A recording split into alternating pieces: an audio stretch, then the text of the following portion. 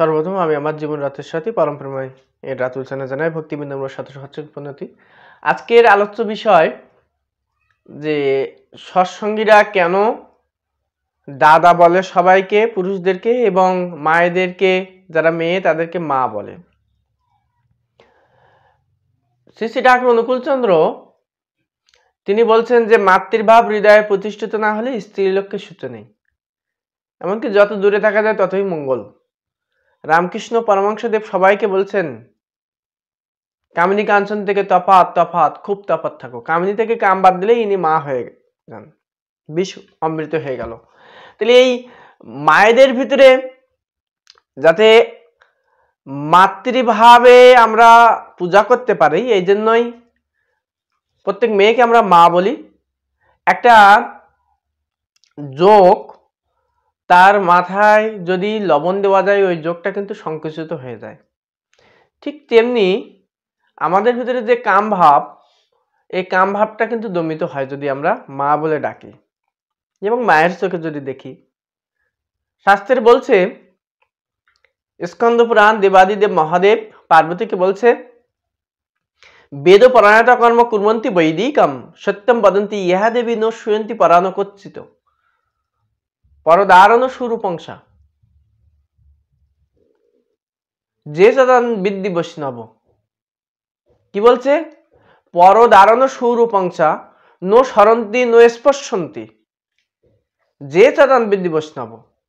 অর্থাৎ বেদ পরায়ণতা কর্ম কুর্বন্তি বৈদিকম, যারা বেদ পরায়ণ হয়ে কর্তব্য কর্ম করে এবং নো শুয়ন্তি নো সরন্তি নো স্পর্শন্তি পরদারণ সুরূপাংশ, যতই রূপবতী হোক, যারা কোনো মাকে স্পর্শ করে না, কোনো মেয়েকে, এবং স্মরণ করে না, মনন করে না, তারাই বৈষ্ণব। অর্থাৎ মেয়েদেরকে মায়ের দৃষ্টিতে না দেখলে বৈষ্ণব হওয়া যায় না। আবার মাতৃভাব জাগরণের জন্যও কিন্তু মেয়েদেরকে মা বলা হয়। আমরা পুরুষদেরকে দাদা বলি। আপনি যদি শ্রীমদ্ ভগবত গীতা পড়েন, সেখানে দেখতে পাবেন নবম অধ্যায় 17 নম্বর শ্লোক, রাজবিদ্যা রাজগুজ্জ যোগ, সেখানে বলছে 17 নম্বর শ্লোকে, পিতা অহমস্য জগত মাতা ধাতা পিতামহী এ বসা বেদম পবিত্র মঙ্কার ঋক্ষাম যজু এ বসা। আমি জগতের পিতা, আমি জগতের মাতা, আমি জগতের পুরোপিতা, আমি জগতের পুরোমাতা। বেদম পবিত্র মঙ্কার, আমি বেদের পবিত্র অঙ্কার, আমি ঋক, আমি সাম, আমি যজু, আমি অথর্ব। এই যে তিনিই সব। তাহলে তিনি যদি জগতের পিতা হন, তিনি পরম পিতা, আর আমরা সবাই তার সন্তান। তাহলে আমাদের মূল সম্পর্কটা শাস্ত্রে বলছে যে ভগবত সম্পর্কেই আমরা সবাই সম্পর্কযুক্ত। সৃষ্টির শুরুতে সেই ক্ষীরসায়ী বিষ্ণু, মহাবিষ্ণু, তার মনে সৃষ্টির ইচ্ছা জাগলো, তার নাভির থেকে কিন্তু ব্রহ্মার সৃষ্টি হলো। সে নারায়ণের নাভির থেকে ব্রহ্মার সৃষ্টি হলো। তাহলে আমাদের পিতা কিন্তু একজন। বেদে বলছে যে একম বহুসাম, সেই এক আমি বহু হয়েছি। তার থেকেই আমরা এসেছি।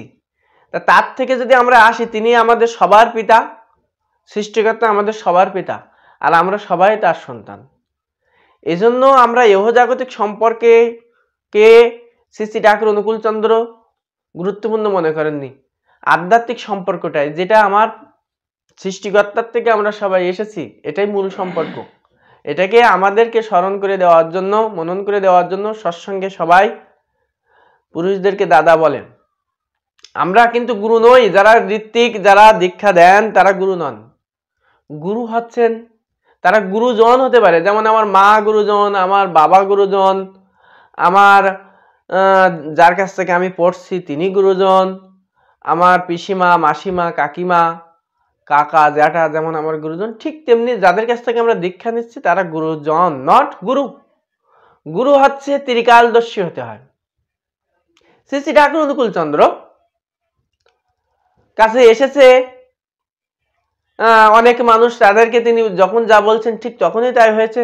আবার তিনি মায়ের কাছে, তার মা যখন একদিন বলছে, ছোট্ট অনুকূল, ছোট বয়স তখন, আদো আদো কথা বলছে, মা বলছে চল অনুকূল, পাশের বাড়িতে একটা শিশু সন্তান জন্মগ্রহণ করছে। মা বলছে কিন্তু ঠাকুর বলছে মা আমার খুব কষ্ট হবে, ওখানে গেলে আমার খুব কষ্ট হবে। ওই শিশু বাঁচবে মাত্র 18 দিন। দেখা গেল 1 দিন 2 দিন 3 দিন, ঠিক 18 দিনের দিন ওই শিশুটি মারা গেল। তাহলে শ্রী শ্রী ঠাকুর অনুকূলচন্দ্র ছিলেন ত্রিকালদর্শী। তিনি জানতেন যে একটা মানুষ কতদিন বাঁচবে, তিনি জানতেন যে ওই শিশুটি কতদিন বাঁচবে। তাহলে ত্রিকালদর্শী না হলে সে গুরু নয়। আবার সদ্গুরুর আরো 32টা লক্ষণ ভাগবতে বলছে, তার মধ্যে অন্যতম হচ্ছে আদনুলম্বিত বাহু, আপাত এবং তার গ্রীবাদেশ সোজা, উন্নত চক্ষু, উন্নত নাসিকা, সুজ্জ্বল মুখবর্ণ, তারপরে তার যে গায়ের বর্ণ উজ্জ্বল, তার রং, 7 রং শ্রী শ্রী ঠাকুর অনুকূলচন্দ্রের ভিতরে খেলা করত। তিনি এই যে গুণগুলা, তার যে গুণগুলা, তিনি পৃথিবীতে যে যে ভাষায় তার সাথে কথা বলছে, তিনি তার সাথে তেমন ভাষায় তিনি কথা বলছেন।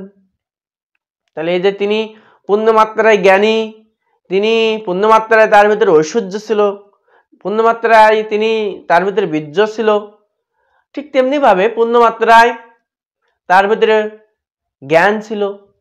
তাহলে এই যে সদ্গুরুর যে লক্ষণগুলা শ্রী শ্রী ঠাকুর অনুকূলচন্দ্রের সাথে মিলে যায়। আবার আরেকটা বিষয় হচ্ছে যে শাস্ত্র নারায়ণের যে 1000টি নাম, তার ভিতরে একটি নাম কিন্তু অনুকূল। আমরা অনেক সময় বলি যে শ্রী শ্রী ঠাকুর অনুকূলচন্দ্র যে সেই পরম পুরুষ বা সদ্গুরু, তার কি শাস্ত্রীয় প্রমাণ আছে? আপনারা মহাভারত পড়বেন, মহাভারতের অনুশাসন পর্বে 149তম অধ্যায় 50তম শ্লোকে সেখানে বলছে, যুধিষ্ঠির এর প্রশ্নের উত্তরে ভীষ্মদেব নারায়ণের 1000টি নামের বর্ণনা বলছেন। সেখানে একটি শ্লোকে বলা হচ্ছে, অশোক তারণ তারো সুরশৌরী জনেশ্বর অনুকূল শতবত্ত পদ্মী পদ্ম নিবক্ষণ। তার আর একদম অশোক, তার আর একদম সুর, তার আর একদম জনেশ্বর। তাহলে এই যে অনুকূল চন্দ্রের নাম মহাভারতে আছে, এবং তিনি যে নারায়ণের তার যে 1000টি নামের ভিতরে একটি নাম অনুকূল। অনুকূল ও সদাবিভু পদ্মনাভ মনোবিভু। আমি এসেছি, আমি এসেছি। পুণ্যপীতির ভিতরে তিনি বলছে, তোদের ভয় নেই, তোরা স্ত্রী হত্যা করে থাকিস, গো হত্যা করে থাকিস, মহা পাপ করে থাকিস, তোদের ভয় নেই, আমি এসেছি। একবার রাধা বলে ছুটি আয়, একবার কৃষ্ণ বলে ছুটি আয়, একবার হরি বলে ছুটে যায়, আমি তোদের সমস্ত পাপ তাপ গ্রহ জ্বালার থেকে রেহাই দেব। এই যে তিনি ব্যক্ত করেছেন তার আপন মহিমা, তিনি তার কথার ভিতরে। তা আমরা এজন্যই শ্রী শ্রী ঠাকুর অনুকূলচন্দ্র এই যুগের সদ্গুরু। আর তিনি যখন আসেন তাকেই ধরতে হয়। ঠাকুর বলছেন, পুরুষোত্তম আসেন যখন ইষ্ট আচার্য, তিনি গুরু, তিনি সবার জীবন দ্বারা, তিনি সবার জীবন মেরু। আমরা অনেক সময় তাকে বিশ্বাস করতে চাই না, তাকে ধরতে পারি না। যুগে যুগে যখন এসেছেন পুরুষোত্তমকে সবাই ধরতে পারে না, সেই ভাগ্য সবার হয় না। ওই কংস জরাসন্ধ ভগবান শ্রীকৃষ্ণকে স্বীকার করেননি, ওই রাবণ রামচন্দ্রকে স্বীকার করেনি, ওই জগাই মাদাই প্রথমে তারা কিন্তু গৌর সুন্দরকে স্বীকার করেননি। শ্রী শ্রী ঠাকুর অনুকূলচন্দ্র, তাকেও ঠিক তেমনি আমরা চিনতে পারছি না, জানতে পারছি না। তাকে জানতে গেলে শুধুমাত্র ভক্তিতেই জানা যায়, প্রেমেই জানা যায়। প্রেমিকের কাছে তিনি ধরা দেন। তিনি পুণ্যপুতির ভিতরে বলছেন, যে যা ভাবে আমি তাই, প্রাণের কোণে একটু শুধু অমল ধবল বিশ্বাস চাই। আমি ভক্তের কাছে শালগ্রাম শিলা, জ্ঞানীর কাছে ব্রহ্ম ভেলা, আমায় পাতা দিয়ে পুচলে পরে ছাগল হয়ে পাতা খায়।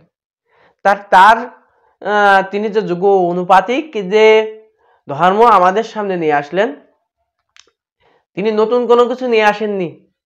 তিনি সেই পূর্ব তনেরই নব করবর।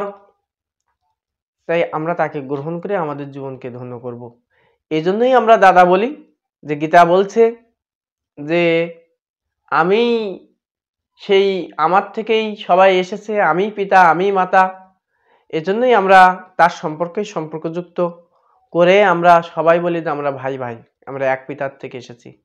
আর মাতৃভাব জাগানোর জন্য আমরা সবাইকে মায়ের চোখে দেখি, তাই আমরা মা বলে ডাকি।